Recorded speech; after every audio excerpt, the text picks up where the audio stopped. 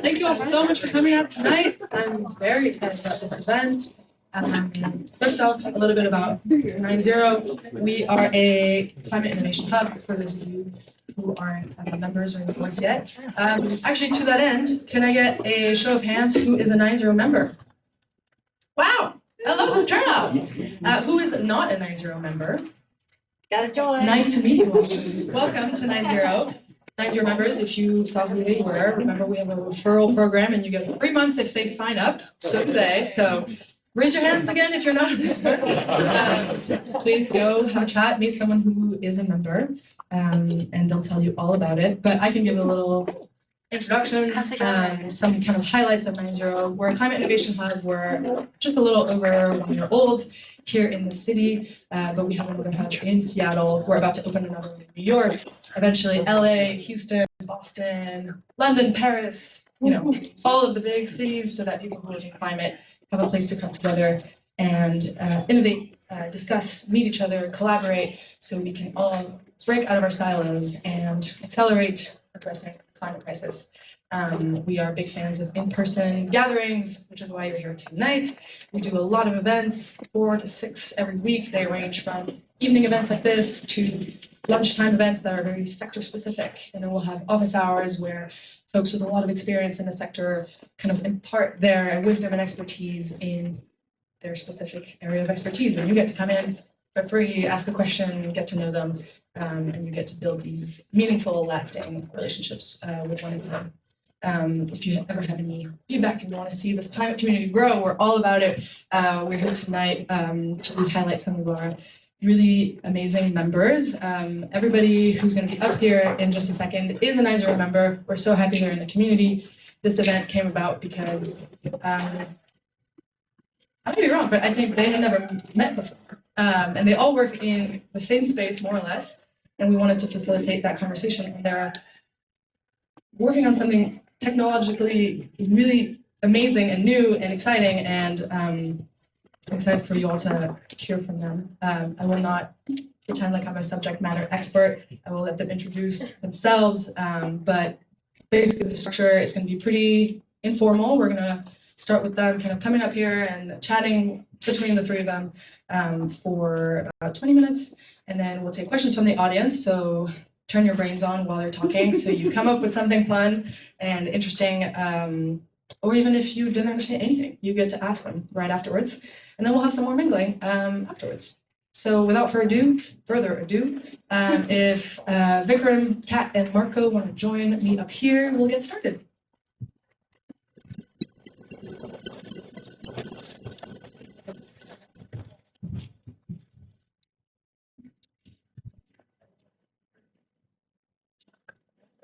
All right, this is exciting. My name is Vikram Iyer. One of the things that's very powerful in my mind about this community 9-0 is that it really does bring people together from all walks of life. I think this sounds kitschy to say, but there's a lot of sadness and dourness in the air when it comes to climate in the United States. But when you're in this room, that's so not the case. There are entrepreneurs, founders, investors, would-be partners to the companies that are up here. And I think that sense of just animating possibility is really, really, really important, and it starts with people. I've had the privilege to work with some of the folks in this crowd, including my colleague Tim and Emily, and so you know that people power is what can drive climate. So before we get into carbon removal and other nerdy things, I think we should just start with who you guys are as people. Kat, why don't you kick us off? How did you find yourself here? Are you a carbon removal nerd, or are you just like a ninja with super tight skills that you can apply to carbon removal? Yeah, so I moved from, hi everyone, I'm Kat. I moved to the Bay Area about a year ago from DC and have been in the climate space my whole professional career, but new to the carbon removal world. So before I started at Vaulted last year, I was working at TBG. Funnily enough, I'm quite familiar with this stretch of California Street because TPG's SF office is literally right across the street. And I was working, if you're familiar with the RISE fund, TPG is a leading private markets impact investor And they launched the Rise Fund, which was really focused on social impact about 10 years ago. So invested in financial inclusion, education, and were really focused on developing markets. They also invested in energy. And in around 2021, realized there was an opportunity to spin out a new fund that was fully focused on investing in climate solutions. So they launched a $7 billion climate vehicle that was focused on investing in all sectors of climate tech.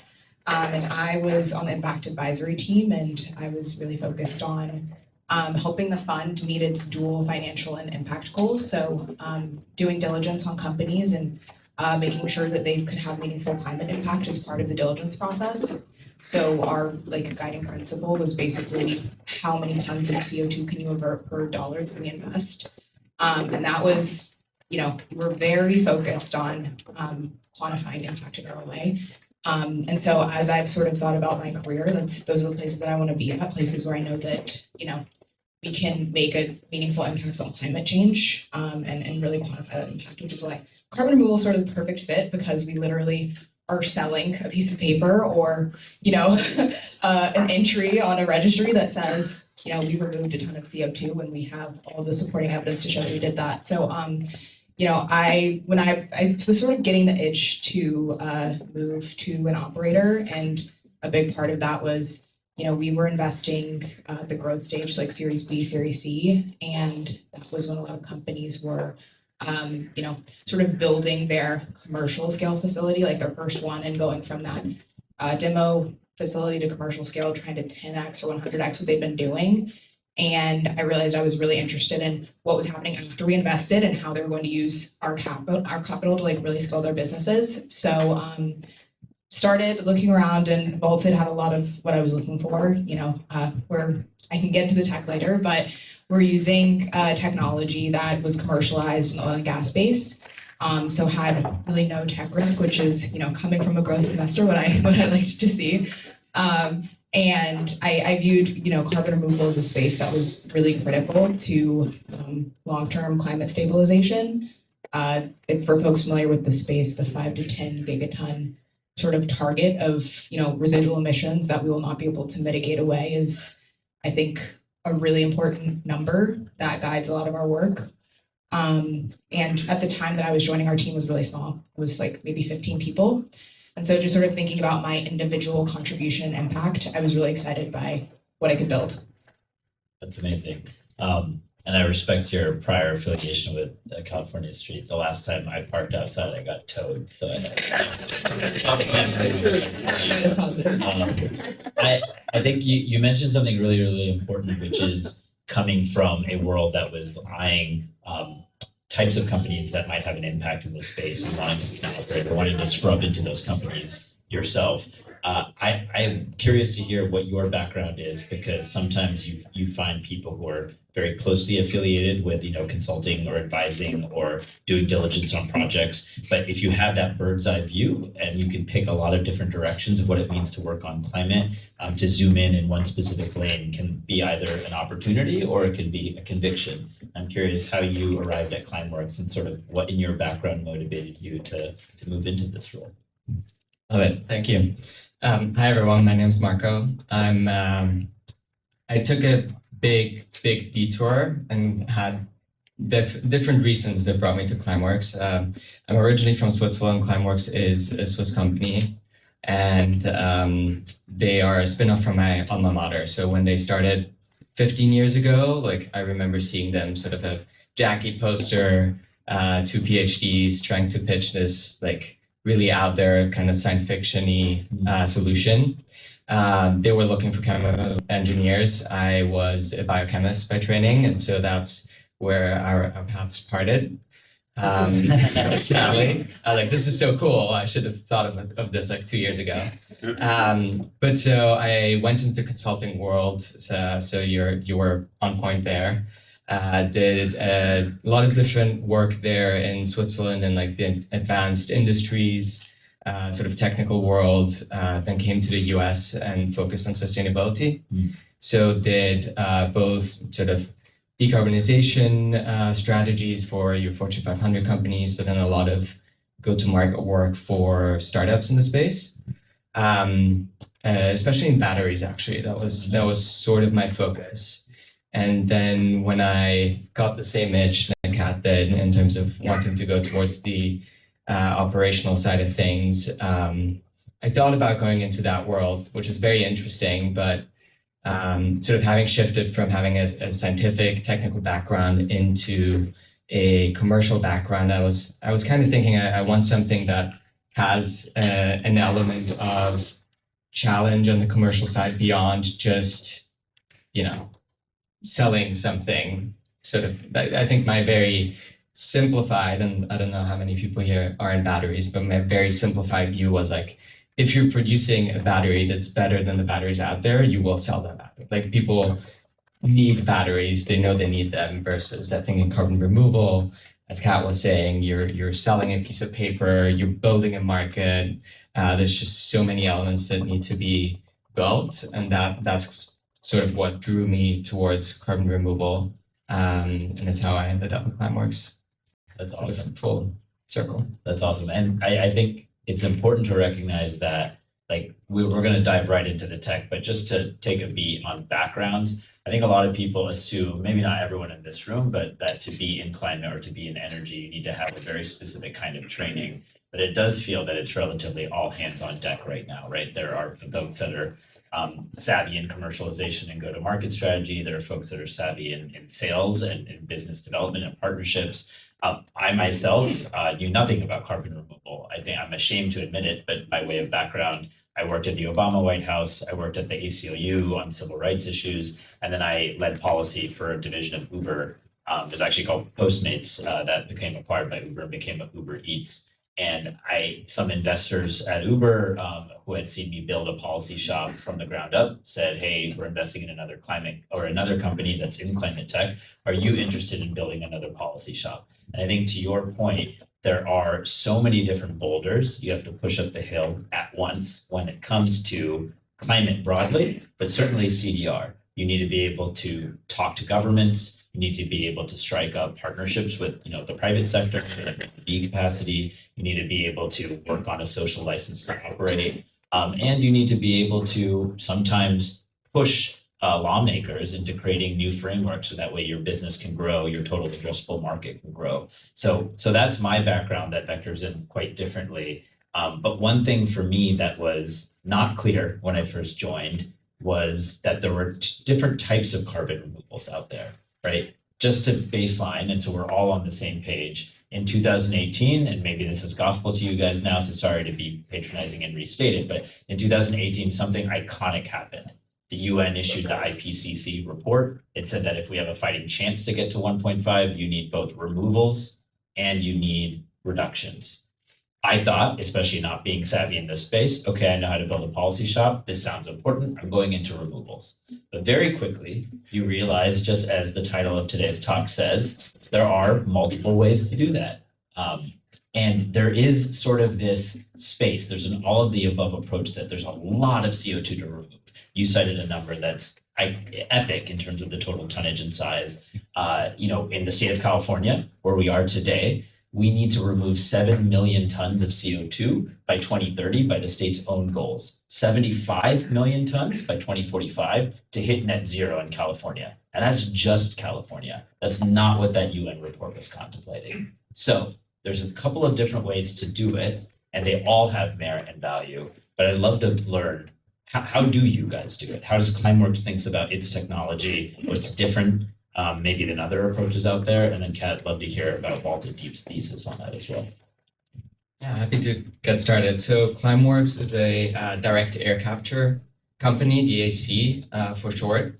As I mentioned before, we started about 15 years ago, one of the pioneers in the space. I think at the time, direct air capture was kind of the way that people were conceptualizing carbon removal. What DAC or DAC entails is basically we have big, and there's different ways of doing it. Vikram is also at a DAC company, Heirloom, but basically big fans that suck in air with sorbents inside of them. The CO2 it has great affinity to those sorbents, so it sticks to them. And how our process is, we kind of suck it in. Once enough CO2 sticks to the sorbent, we close up the system, we heat it back up, the CO2 gets released as sort of a pure gas. And then we work with a partner. They basically take the stream of CO2, mix it with water, so you're making sparkling water functionally, and you pump it underground where it then reacts with the rock and turns into solid minerals and sort of stays there for forever. So that's what Climeworks does. We have 2 facilities in Iceland, so we use waste heat from a geothermal facility there. What else was I going to say? So we've been around for 15 years. Initially, it was us, 2 other companies that were trying to do the same thing for the longest time. And I think what changed in the last, I don't know, maybe 5-7 years is more and more approaches came into the space. And so an explosion, right? Absolute explosion. Yeah. It's great. You listen to like podcasts from a couple of years ago and you hear about 3 companies, and now there's, I don't know the number, but probably north of 100. Yeah. And Climeworks, having been around for quite a while, we started getting approached by existing and new customers around like, look, we want direct air capture, but they started feeling overwhelmed. Like there's so much choice in the space. Like how should we think about biochar, or how should we think about reforestation? Like who should we go talk to and all of that? And so Climeworks around a year ago started to offer not just our own credits, but also credits from other companies that have different pathways, which is what I focus on at Climeworks. So I talk a lot with other companies in the space that deploy different approaches. And it's just absolutely fascinating to see what people come up with and how they approach CDR in their pathway, but also in their geography and the challenges that each of them faces, which are very diverse and all the same at the same time. So Climeworks both uses that sorbent process, attaches to CO2, generates carbon removal credits from its own proprietary systems. Correct. And it buys other carbon removal project pathway credits. Is that right? That's right. Yeah. What motivates that thesis? It was basically it's hard enough to just generate your own credits, but now you're into more businesses. It is correct. At the same time, like we were getting this customer demand, and having been around longer than most, I think we have a substantial commercial organization and the relationships to really help grow the pie for everyone and not just ourselves. Because ultimately we need to get to that number that Kat quoted before. We need all of the approaches and probably more to get to, our goal. And so it's a really, privileged position to be in, to be able to really help everyone get to scale. That's awesome. Kat, tell us about your technology, and then tell us why Marco's technology is not as good. Just joking. No, it's very interesting. Would love to hear about kind of the general approach technologically, but then also reflect a little bit, if you can, on the buyer dynamic, right? As Marco mentioned, that there's different buyers that want to buy different types of removals for different motivations. From where you stand, what is motivating corporate buyers to kind of think about your product, and sort of where do you see them being motivated, particularly in this current national moment? Yeah, so Vaulted is, I would say, Climeworks has a 15-year history. Vaulted has technically like a 2-year history. So we're one of the newer suppliers in the space. But we like to say we were born a teenager because we we spun out of a company called Advantech back in 2023. And that company was using slurry injection for disposal of oil field waste, so an oil and gas application. And we saw an opportunity to leverage the same technology for carbon removal. So this is a technology that's been around for decades and was really used to help oil and gas companies comply with the Clean Water Act. And we were like, there was pretty unique application for organic waste, specifically for sludgy, moisture-intensive organic waste that aren't really used by other biomass carbon removal pathways or for BECCS or anything else. So we fit within the bikers section or the bikers pathway of CDR, so biomass carbon removal and storage. And I would say a pretty unique difference is that we're focused on sort of a different feedstock.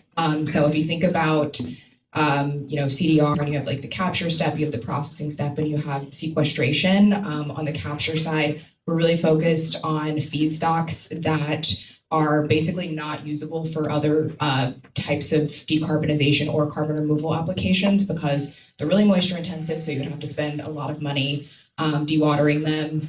They're generally contaminated and pathogenic. And so there aren't, once they've been generated in the economy, you have pretty limited things that you can do with them. So they're typically landfilled or land applied. Just to give you a sense of sort of the feedstocks that we're focused on, like biosolids from wastewater treatment plants, excess manure from feedlots, paper sludge. So you get the pulp, but you also have this sludgy waste that comes from producing paper at paper mills. And so we take these feedstocks that are really aggregated in the economy, but are generally our waste partners don't have much to do with. We take those, we can minimally process them because the sort of unique, the sort of core innovation of slurry injection is that you can actually sequester something, inject it as a solid. So we're sequestering carbon in the form of organic waste directly. We basically just slurify it, so mix it with brine. And then we sequester it in the same types of geologic formations that we've been extracting hydrocarbons from. So it's pretty different from, needing to combust feedstock or pyrolyze it. It makes it pretty energy efficient. And it also makes our costs our cost profile looks quite different and can be pretty low for that reason. So I think the interesting thing is that, we've only been around for 2 years, but we are between sort of the technology of the company that we spun out of and the fact that they have a facility that's been sequestering biosolids in California actually for around 15 years. We went into building our first site with a good sense of what our costs looked like. So we have a facility in Kansas right now, and we've been generating credits since about December 2023.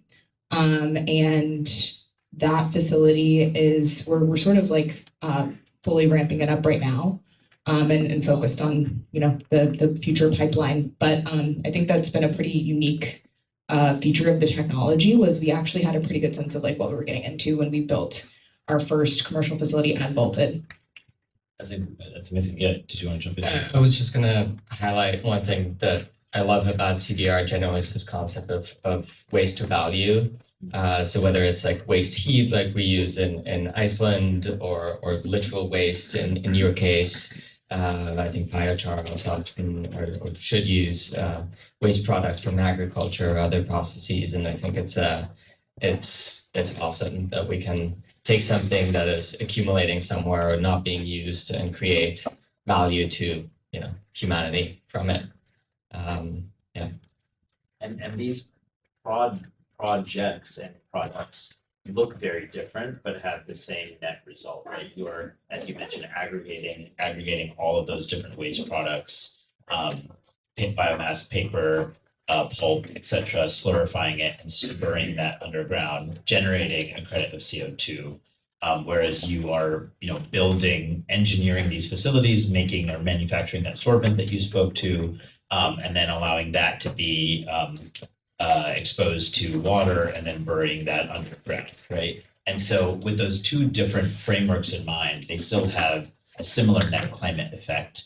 But oftentimes in carbon removal, we think about the product itself, kind of what you were reflecting on earlier, Kat, like you're generating a removal, but in terms of what you're selling a piece of paper, right? A guarantee to someone that actually wants to buy and then claim that removal or that credit. And I'm curious, as you weigh different pathways and approaches, oftentimes we talk about in the CDR space, how permanent is this removal? How long lasting is this removal? Would this removal otherwise have occurred through natural processes, or is this removing some net new CO2? How energy efficient is it, as you reflected on? I'm curious if you guys can just, based off of your vantage points, reflect on some of those criteria, just to sort of animate a little bit more about like what is the person or the company buying from a criteria perspective and from an attributes perspective when they buy each one of your respective removals. Kat? Yeah, it's a really good question. And Marco and I were talking about this a little bit because we were sort of saying that the stage that the market's in right now feels like all buyers are really in this sort of discovery phase where they want to build a portfolio. So they're sort of placing a bunch of bets in each pathway because they're trying to sort of understand what they're optimizing for in terms of their preferences. So I think one, sort of all the things that you mentioned are really big in their mind, but one that I don't think came up yet was co-benefits.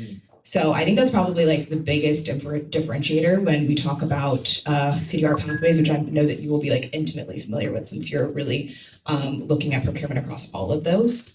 Whether that's things like reduced ocean acidification for some marine CDR solutions. When I think about vaulted specifically, what we sort of see as our unique value proposition as far as co-benefits goes is that our co-benefits are really local. So we are taking wastes in the communities where they're generated and where there's excess waste that's actually sort of causing a challenge because of the limitations of our waste management system. So to give an example, we take biosolids and those are really challenging to deal with at large scale. So because they're really moisture intensive, they contain quite a few pathogens and including and then also PFAS. Like even when you treat them heavily, so Class B biosolids are basically the most heavily treated and they still contain quite a bit of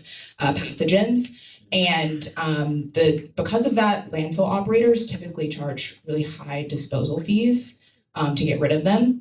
And so, waste management companies and municipalities oftentimes will land apply them instead. And what that means is that you can get PFAS leaching into groundwater, contaminating soil, because the incentives are let's find the cheapest disposal solution. And so instead, when waste partners work with us, I think on the buyer side, the buyers are really interested in these local co-benefits because it helps us get a social license to operate. We can go into communities and say, we can help you with this issue. But on the waste partner side, it actually makes it easier for us to actually access those feedstocks because we can say we're a cheaper option than how you're currently disposing of your waste. And we can also help you meet things like your sustainability goals and continue to, have a strong social license to operate in your community. That's fascinating. So would you describe yourself as a two-sided marketplace, given that you need to make those inroads, both with the buyers to sell the credits, but then also with the waste producers, if you will, to make sure that you have enough supply for the feedstock? Yeah, I think that's pretty fair to say for like all bikers approaches. Okay. Yeah. That's great. Yeah. And I imagine that as you think about co-benefits or community-based benefits for the DAC side or for the portfolio approach, that's certainly on your mind. How do you think about all these different attributes when it comes to comparing CDRs?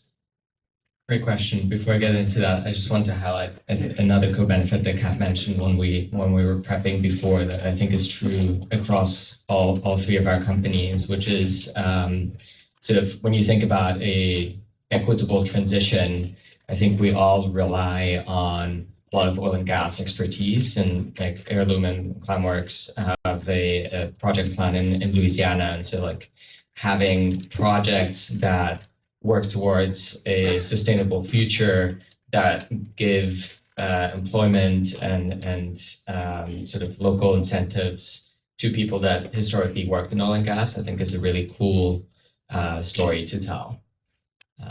And also really important if you want to incentivize the whole economy to move towards, you kind of got to move people in that direction.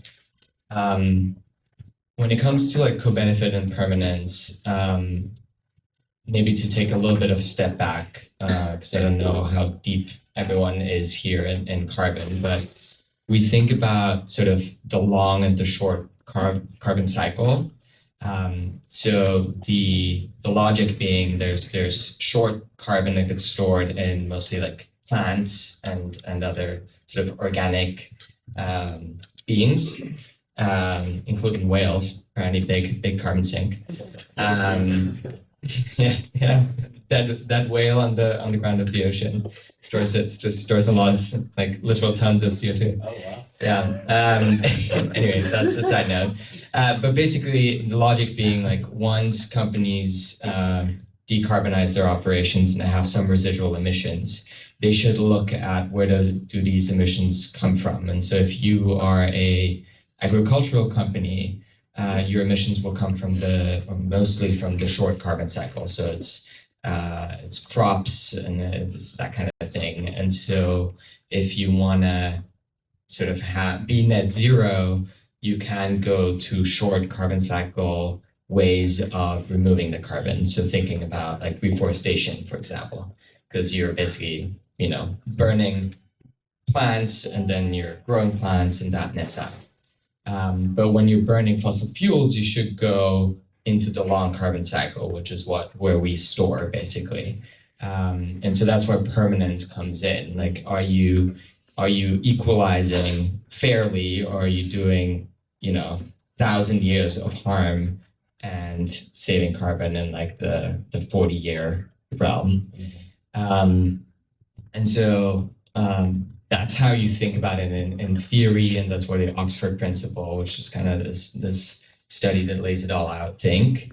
But companies themselves right now is all voluntary, and so when they look at the piece of paper from a reforestation project and the piece of paper from a DAC project, they'll say 1 ton of CO2, and so it's really complicated, or it's really hard for companies to figure out what they should do. And so one thing that they use when looking at different projects is co-benefits. So they might look at a biochar project that has a permanence of like 100 to 200 years, depending on who you ask. Some people say more. You look at one of ours that is in 1,000 years, and then you kind of weigh the benefits and also look at what fits my overall ESG story, what fits sort of my supply chain, where are my emissions coming from, and then you select. And so I think it's really interesting because the price of carbon removal at this stage, I would say, is mostly a cost plus basis, where like projects look at like what does it cost me to take CO2 out of the air, and that's what I'm selling at, versus a value-based where you say like, hey, 200 years should be 1/5 of 1,000 years or something like that. And I think it's something the whole market is trying to work through. Yeah. So there's this really interesting framework that you laid out, which is in nerdy CDR policy land known as like for like, right? That this concept of the emissions profile, what is emitted, should have a commensurate removal associated with it, right? Like the type of trash that you put in the air, you should clean up that, take that type of trash out of the air. And, I oversee public policy for one of the DAC companies, Heirloom, and we try to enshrine this legislation, try to enshrine this principle in legislation here in California. And I know the European Union is also trying to. It's a really important debate. I think it makes a lot of sense when you say it out loud. If you're emitting fossil fuels, have the kind of cleanup that can guarantee that. But sometimes when someone who's maybe a lay lawmaker, or even someone like in the media, they're like, whoa, wait, you mean you can guarantee that this is going to be out of the air for 1,000 years? Your company has only been around for 15 years, one might argue. Or alternatively, what it did in California is that historically carbon removal before the Climeworks and Heirlooms came around, there were a lot more bio-based approaches to doing this work, or a lot more forestry credit approaches to doing this work. And agricultural landowners and timber associations have a lot of power in Sacramento. So when they heard that there was going to be room for their credits for some of the activity in California, but then there was going to be a room for a bunch of other credits for like the evil activity in California, they got nervous because they meant like that might create a market imbalance. And so the reason I'm mentioning this is Not so much to dig into, the policy outcomes in the EU or in California or elsewhere, but sometimes when we weigh the attributes, there's this sort of nervousness that gets associated across the different types of pathways, that one might be better than another, or one might be more well suited for the type of emissions challenge that we're facing. But when I hear you all as experts in the field talk about it, it does seem, Climeworks buys an all the above approach. It sounds like you're very much talking about the removal attributes that can be commensurate with other profiles, even though there are other benefits like the co-benefits that you mentioned. So help us understand this. Are those that are trying to delineate and pit some of these removals against each other wrong? Are they just misunderstood? If different people hear about different credits and one's more expensive than the other, how do we get our heads around this concept that they can be different and that can be okay?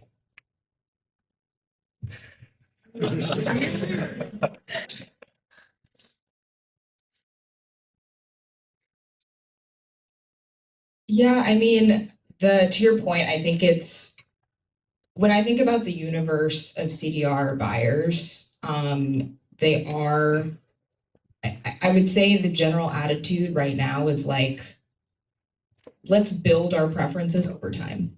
So to the point that I made earlier, sort of like everyone is learning together and everyone is using this as the learning stage. I think that every buyer is eventually going to have slightly different preferences. So sort of to Marco's point, I think that over time we will see some buyers that are really focused on cost competitiveness and price. And that means that they might be sort of pinning themselves to a certain segment of the market that can really quickly get to whatever dollar amount that you want to say. And they might avoid, all other sort of CDR pathways that can't quite get there in the next, say, 3 to 7 years. On the other side, I think that there are going to be like the sort of universe of buyers is like small but evolving, and people have quite different preferences. I think on the flip side, you'll see folks that are really care about having a portfolio that delivers a diverse set of co-benefits, and so they're willing to take a pretty wide range. They're willing to accept a pretty wide variance, both on price and maybe also on durability if the co-benefits are really quantifiable for different pathways.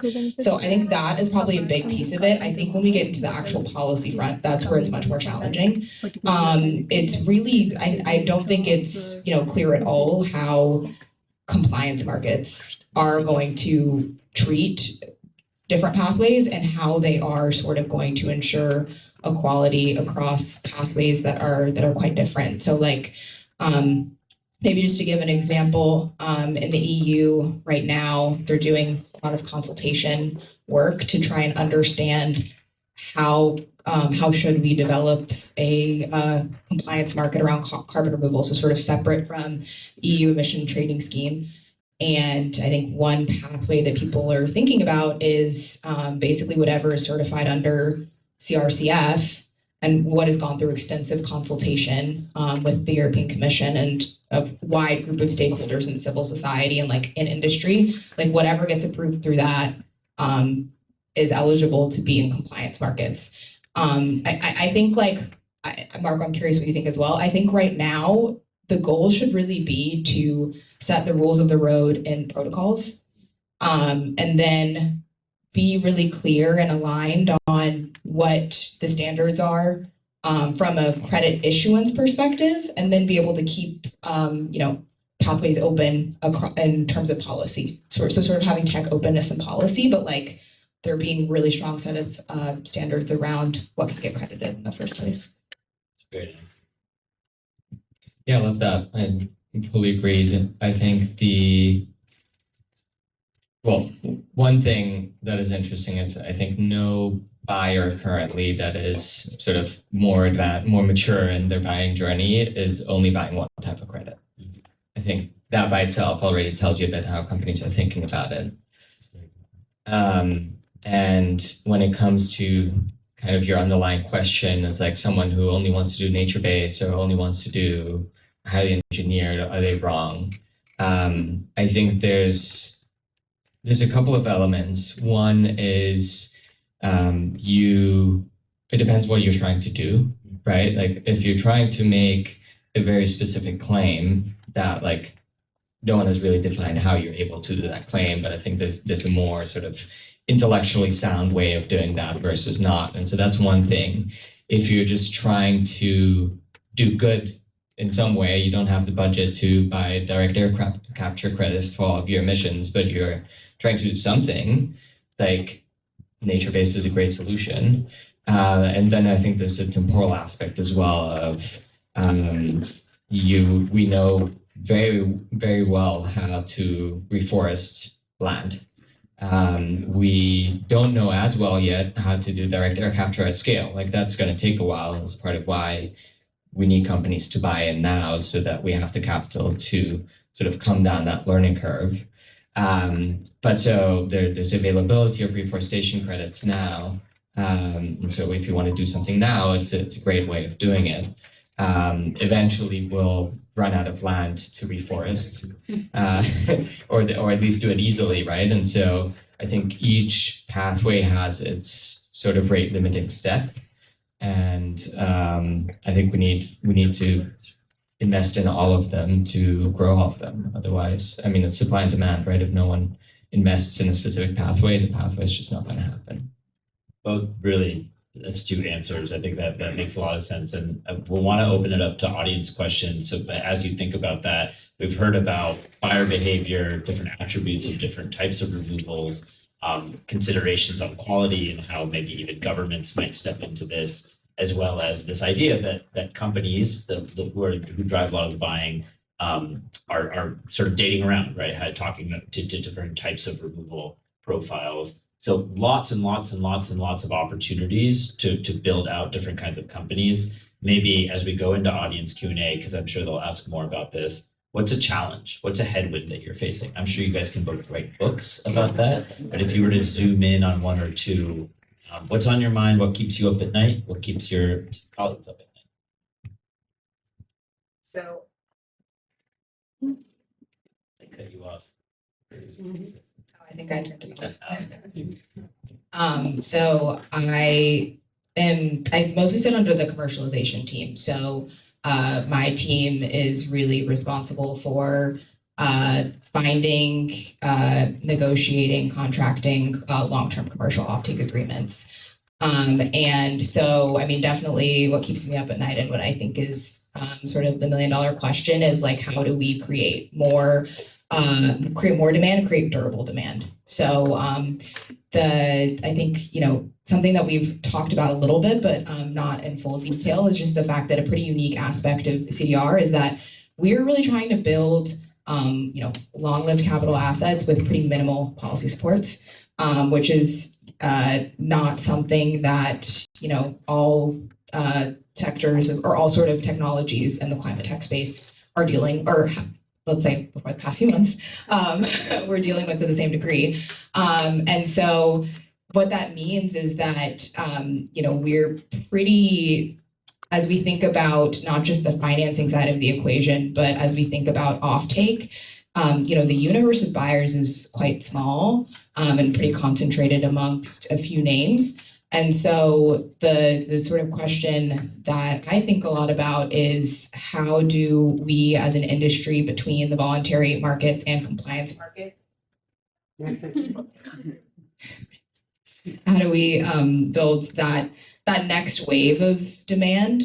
But like, as I was sort of saying earlier, it's not, I would say that like there still is traction. So if we think outside of just the sort of narrow context of the US, a lot of governments are showing signs that they're going to ratchet up support. So the EU compliance market question is one. Canada has made pledges to procure from CDR companies. And as like we all probably know, there's really good geology and really good regulatory systems for developing sequestration projects in Canada.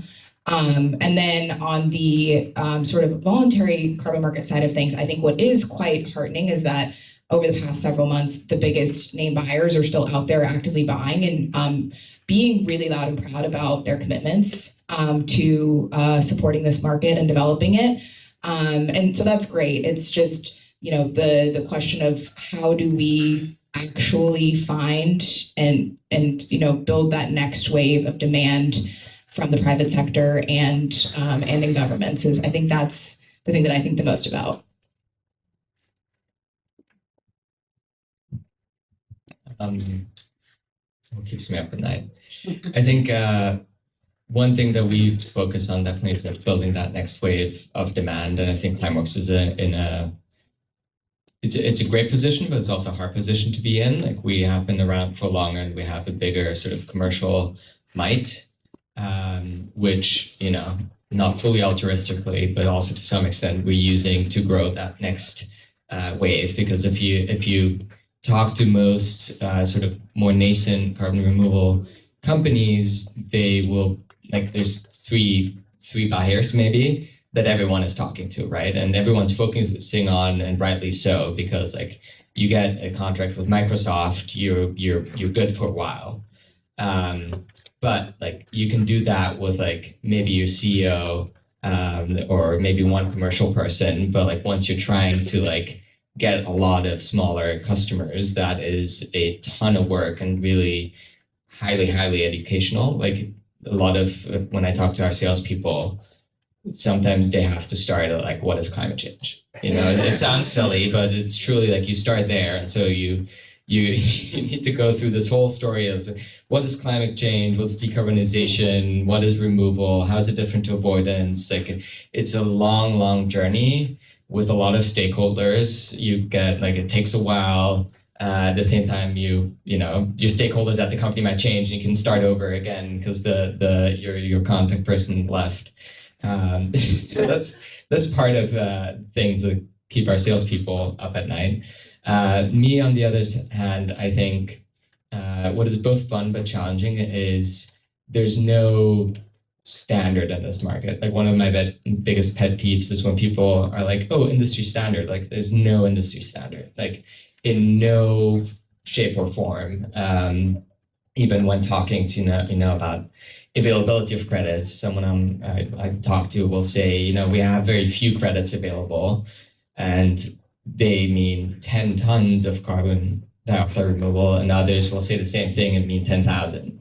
Like everyone's coming from such a different point, and no one really knows how to do things, whether it's how to sell credits or how to buy credits.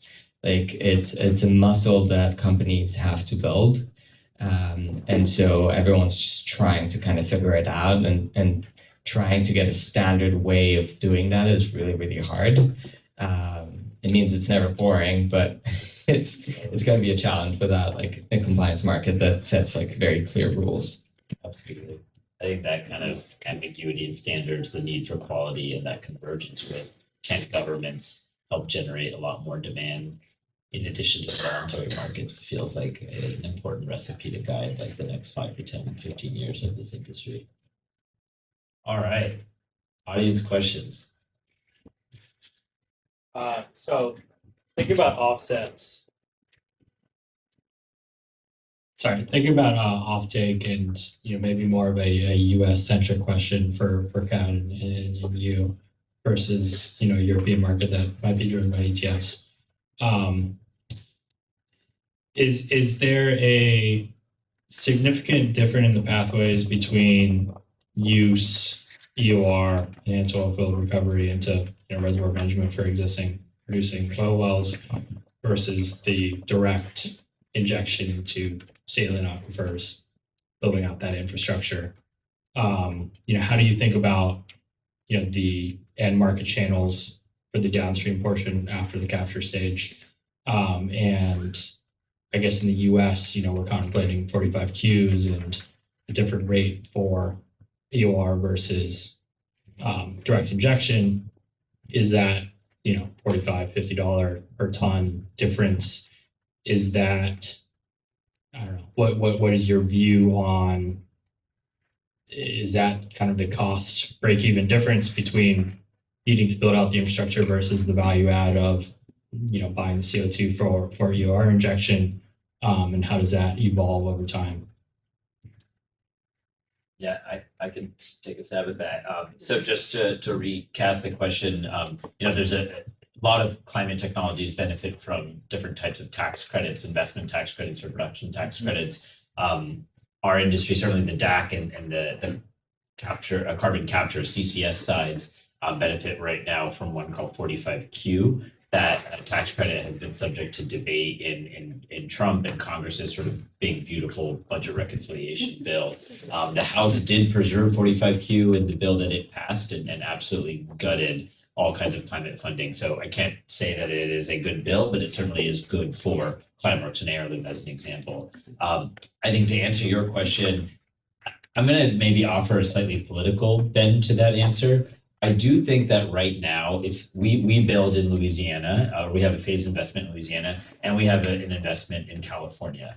And the toughest thing that we have to do as a company is talk about the virtues of carbon removal and DAC to Californians and to Louisianans. It is, you're constantly code switching. And I do think that in order to survive this current moment, everything Kat mentioned was spot on in terms of what the European Union is doing, and Brussels is way ahead of the pack, and I think may have already been on that trajectory, even if a Democrat won in the United States. But taking politics out of it, there is a need for the entire planet, all the G7 countries, G20 countries, even the global South, to invest in this tech. So I feel that, and this is just a personal opinion, that we do need to connect with those regardless of their political persuasion, and meet them where they're at on what the utility of carbon removal is. And in Louisiana, we've talked to about 36, 37 Republican lawmakers in the past 3 weeks, because there have been a lot of bills there.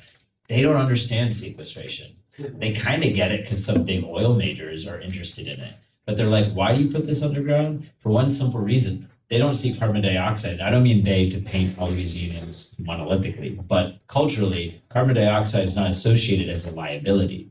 But when you describe CO2 as a commodity, to apply it for all the utilization pieces that you reflected on, whether that's enhanced oil recovery or stronger building materials or synthetic, more sustainable aviation fuels, then that starts to animate a different kind of thinking. Oh, so CO2 is a feedstock for a variety of other industrial applications. That's how we invest in both the development of hydrocarbons, as you laid out, and it's how we deepen American supply chains. And that starts to be the framework or the contours of an energy security argument as opposed to a climate change argument. So in that breadth, I do think it's tough to be a climate company that is promiscuous in what its product offering is, especially when other countries like Canada and Europe still have their eye on the ball. But to survive the current moment, and federal funding is important to all of us, whether you're DAC or CER or otherwise, we want our D&D grants out there for each of our technologies. So we have been open to those tax credits, pulling in enhanced oil recovery, pulling in utilization, not so much because the $50 delta might make the difference in terms of the true cost of that technology, but more so that way we can pull way more product offerings along from the CO2 we capture, so that way we can keep the funding spigot going under a Republican administration.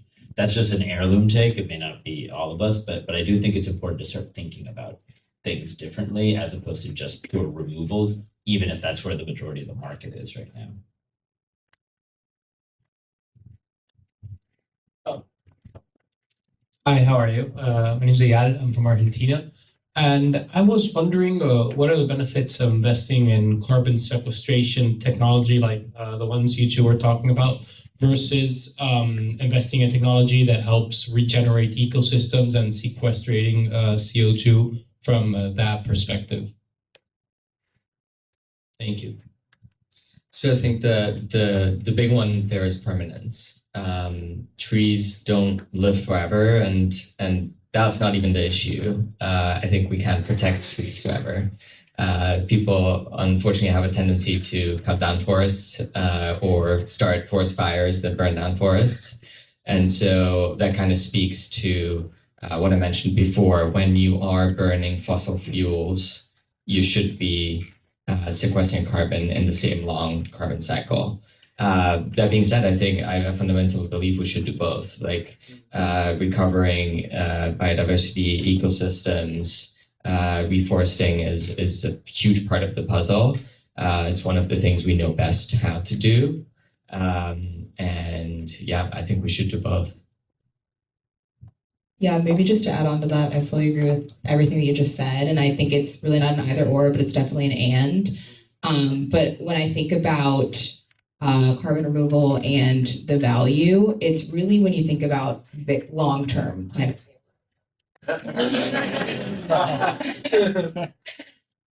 It's really thinking about long-term climate stabilization. So like when I think about the goal of us doing all the work right now to fight climate change, it's not to, reach net zero in 2050 into 2100 and then, see additional warming past 2100. And maybe just to sort of illustrate that point, there was a paper that came out last year that looked at what would happen if we if the global portfolio of CDR that we use to get rid of our residual emissions every year was made up of carbon removal that was 100 years in durability versus 1,000 years in durability. And it found that by 2500, you get almost an additional degree of warming. So, I'm interested in doing this work, not just to see climate stabilization sort of over our lifetime, but for for future generations, for ecosystems in the future. And I don't think that you can do that without having engineered solutions that have very long-term durability.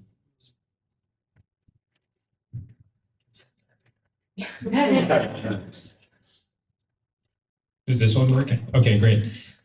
So Kat, I heard you talk about the importance of feedstock and the supply of that for your business. And it got me thinking, when you're looking at project sites and developing projects at Baltic Deep, how do you all think about the continuity of feedstock over the life of a project, other important characteristics like diversification of supplies? Could you just kind of comment on how you guys think about that? Yes, definitely. So it's a really good question. When we think about waste and waste feedstock, I think part of what makes that an easier question in terms of certainty of supply over the lifetime of a project is that we work with a lot of large waste partners. So think, paper mill companies that own hundreds of mills. These are very stable industries and wait, sorry. Oh, I thought this one died too. Okay, it's right. These are very stable industries. They're really reliable long-term counterparties, and that gives sort of a lot of confidence from a feedstock perspective. And actually, it's to bring up Vikram's point about sort of the two-sided market. We sort of get the inverse question, which is like, we basically only engage with waste management companies or waste disposal solutions where we know that we can offtake our waste to you for 20 years because, we are going to keep generating waste. These are, if you think about biosolids and municipal wastewater treatment plants, people do not, there will always be biosolids. I'll let you fill in the blank.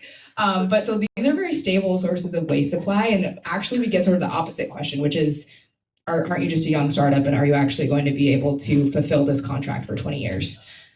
So that's the value of working with strategic waste partners and really large industries is that we have a lot of certainty sort of over the long term. I would say on the, even thinking beyond strategic waste partners, when we think about locating a site, we also look at sort of the broader, use the term waste shed, almost like a watershed, of what is the supply of all of these sludgy organic wastes in an area that we're looking at, even outside of the strategic waste partner that we're thinking about. So if there's like a seasonality difference or something like that, that we also have other suppliers that we can work with in the area. I think we have time for about one more question, and then we'll have more time for mingling, networking. These folks are sticking around, so you can ask all your questions also at the end. I think I saw Angela with a question here. So there's a lot to be depressed about in the current politics, but my question is, I think there are also some tailwind that I'm sure in each of your respective worlds that you are excited about. So I can think of, the permitting seems like the Trump administration's really going to do some permitting reform that may have some positive consequences, or locally, the California air resource boards and many other entities still have budgets for CDR and CCS projects in California. So very curious to see in your own perspective, what are you the most perhaps optimistic about some of these tailwind, either at the local level or at the federal level? Yeah, a couple of scattered thoughts. I mentioned someone earlier, but there are very significant headwinds that we're confronting, and I don't want to put Climeworks or Heirloom's business out on Front Street, but over the last 4 or 5 months, so many technologies, including direct air capture and other CDR technologies, have been subject to DOGE examinations. That's really hard. It's really hard to build a business with a sense of certainty when there's a review happening in DC where that review seems moderately opaque. I think the bright spot of where we're moving, or one bright spot, is kind of apropos to your question earlier. It is forcing us to just intellectually think about how do we package these arguments differently, right? Companies need to pencil out projects, right? There's a financeability that is required. All of the diligence that Kat did in her prior job, like we're constantly doing that about our own projects. How do we communicate that so that way those that maybe have a different political persuasion than I understand that a little bit of startup capital from Uncle Sam helps a company wean off of that government subsidy long term because it draws in additional private capital. I think talking about how the utilization of CO2 can have other use cases, including co-benefits like off-taking, waste outputs from local employers. This is pushing us to think slightly differently. And when I say us, I can only speak for me as a company, but as someone that worked for, a Democrat in DC before, like it does push you to reorient your thinking. I think that's a very healthy outcome. I think also you mentioned carbs, subnationally and hyper locally, cities and states still have ambitious net zero targets. In blue states and in red states, you have very, very strong interest in generating new job and economic activity such that it does not supplant, but it adds to existing energy majors, right? So that means, my friend Julia and Matt and Morgan, who are in this room, they help ensure that companies can build a shop here in the city of San Francisco, right? That's just using office space to birth a new industry. That's a form of climate action because it means that you're trying to generate more businesses creation in a downtown marketplace. In Texas and Louisiana, Texas just it sounds like they're going to receive primacy from the EPA to be able to store more CO2 underground at a faster pace. That's a tailwind for the industry. And then everything that Kat mentioned in the European Union is a tailwind for the industry. And in Canada, where Heirloom, and I think you guys as well are starting to get smarter, we just reviewed in a coalition 14 demand side policy proposals for the new Carney administration to consider. And one of them is having Canada elevate CDR to the agenda of the G7, a G7 meeting. That's crazy. Like this is, 60 of us in a room nerding out about CDR. This might be on the agenda of the G7 countries, irrespective of where America is. So I don't mean to be Pollyannish because we are dealing with some dark, difficult times, but there are a lot of bright spots and a lot of them are in this room. That's great. Awesome. Yeah, well, at least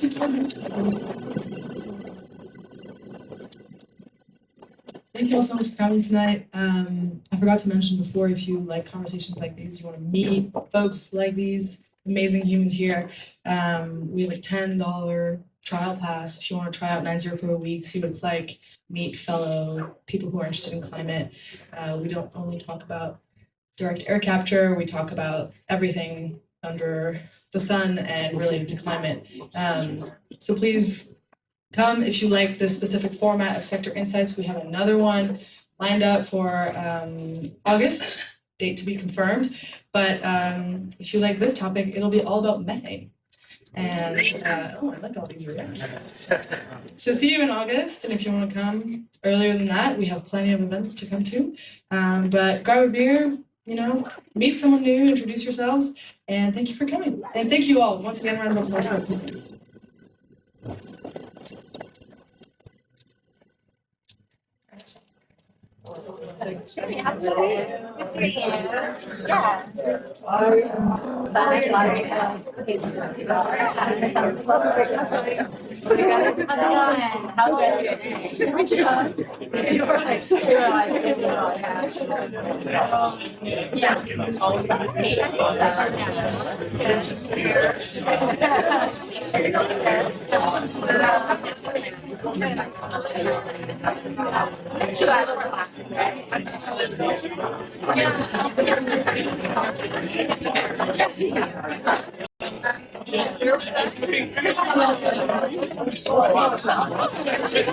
Yeah.